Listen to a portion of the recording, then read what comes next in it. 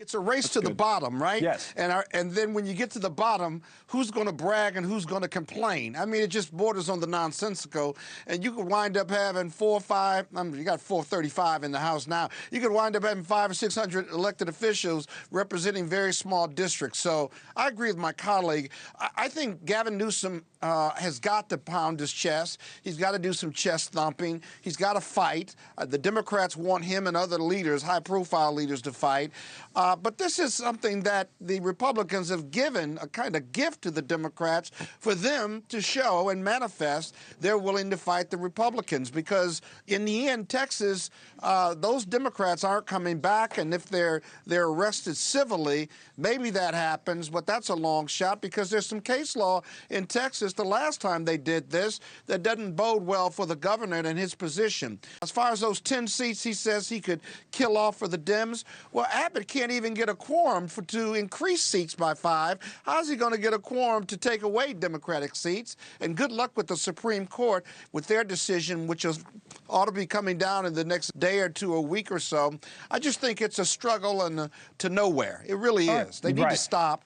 And as my colleague says, hey, tell your story, let the voters vote. If you look at the New York Times article today, you look at all those categories of goods and services, the majority of them, something like 14 out of 20, are trending upward, 0.2% all the way up to 4% for airfares. You look at what's lower, gases, energy, okay, that's pretty good. But what you're not seeing is the tariffs haven't really taken effect. The president's been all over the place in staying them and then implementing them. He's doing negotiations. And so if they're trending up right now, I'd say give it 3 to 6 months and you're going to see whether this is a tax or not. And so you can enjoy this kind of waiver period, if you will. And most experts say the higher prices is coming, which is diametrically opposite of what this president ran on, promised, and why he got elected. And so that upward trend already, preliminary as it may be, should still be bothersome to all of us,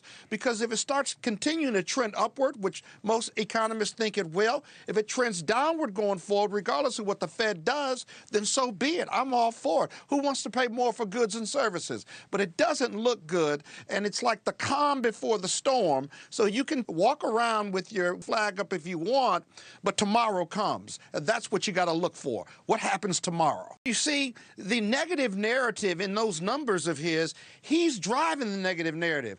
They like his position on immigration. They don't like how he's implementing it. They want to throw the bad guys out. Most Americans do, but they don't want you to throw out the hardworking individuals who want to be citizens and are paying taxes and what have you. Same thing with the tariffs.